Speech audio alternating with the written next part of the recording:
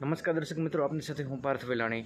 સમગ્ર દેશમાં mock drill જે ભારત પાકિસ્તાનના યુદ્ધની પૂર્વ તૈયારીના ભાગરૂપે યોજાઈ હતી, ત્યારે વિવિધ ગુજરાતના વિસ્તારોમાં મોક ડ્રીલ યોજાઈ અને જે સમયગાળો નક્કી કરવામાં આવ્યો હતો કે 7:45 થી 8:15 અને 7:30 થી 8:30 એમ જે અલગ અલગ વિસ્તારમાં જે કલેક્ટર દ્વારા સમય નિર્ધારિત કરવામાં આવ્યો હતો, ત્યારે મોરબી જિલ્લામાં પણ મોક ડ્રીલ યોજાઈ હતી। 2 સ્થળે મોક ડ્રીલ યોજાઈ હતી, તેમાં હળવદમાં પણ જે તૈયારીના ભાગરૂપે જે લોકોને પણ વહીવટીતંત્ર દ્વારા સૂચના આપી દેવામાં આવી હતી કે 7:45 થી લઈ અને 8:30 વાગ્યા સુધી દરમિયાન આપણે જે ઘરની લાઇટો હોય એ બંધ કરી દેવી, અને ક્યાંક લાઇટો હોય, કારખાના જો વિસ્તારો હોય જે લાઇટો દેખાતી હોય તો એની ઉપર કપડું ઢાંકી દેવું અને પુઠ્ઠાથી પેક કરી દેવું અને ઘરમાં રહેવું।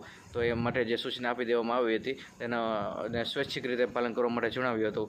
7/5/2025 અને આ તારીખે સમગ્ર દેશમાં જ્યારે જે કાર્યક્રમ યોજાયો હતો અને એ કાર્યક્રમ હળવદમાં પણ યોજાયો, ત્યારે સ્વૈચ્છિક રીતે ઘણા બધા લોકોએ આ કાર્યક્રમમાં જે લાઇટો બંધ રાખી અને રાષ્ટ્રના કામમાં જોડાયા હતા। પરંતુ ઘણા બધા લોકો છે કે તેમને લાઇટો પણ બંધ ન રાખી હતી। કારખાનાની લાઇટો હોય લાગતી હતી, ને જે પેટ્રોલ પંપો હોય તો એની પણ લાઇટો લાગતી હતી।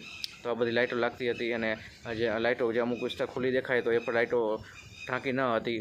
પોતાના મીટરો હોય એને પણ ઢાંક્યા ન હતા। એવી રીતે બધા પોતાનો જે રાષ્ટ્રપ્રેમ રજૂ કર્યો હતો અને ઘણા રાખ્યો, એને તો બહુ સારી બાબત કહેવાય, એને કંઈ વાંધો નથી। અને પરંતુ જેને નથી રાખ્યો તો એનું શું કરવાનું? ઘણા બધા એવા લોકો હતા કે જેને લાઇટો બંધ ન કરી હતી અને જે સ્વાર્થ રાખ્યો હતો, આટલી બધી જાહેરાતો કરવા છતાંય, અને ઘણી બધી તંત્ર દ્વારા પણ એની વ્યવસ્થા કરવામાં આવી હતી। અત્યારે સોશિયલ મીડિયા છે, આંગળીના ટેરવે બધી માહિતી મળી જાય છે, પણ લોકોને ખબર હોવા છતાં પણ ઘણા બધા લોકોએ આ કામ નહીં કર્યું હોય। અને સ્વાભાવિક છે, આપણા ભારતના લોકો છે, જે થવું હોય થાય, આપણે શું, આ દેશે આપણા માટે શું કર્યું છે તો આપણે શું કરવા દેશ માટે કરીએ, આવી માનસિકતા પણ ઘણા બધા લોકોમાં હોય ને આવું આ દેશમાં ચાલી રહ્યું છે। પછી દેશમાં યુદ્ધ થશે, ભવિષ્યમાં શું થાય, દેશ માટે પ્રેમ રજૂ કરવો કે ના કરવો એ તો લોકોના હાથમાં છે। બાકી પણ મોટાભાગની રાજકીય પક્ષોએ પણ જે સરકારને પણ સમર્થન આપ્યું એ પણ સારી બાબત કહી શકાય મિત્રો।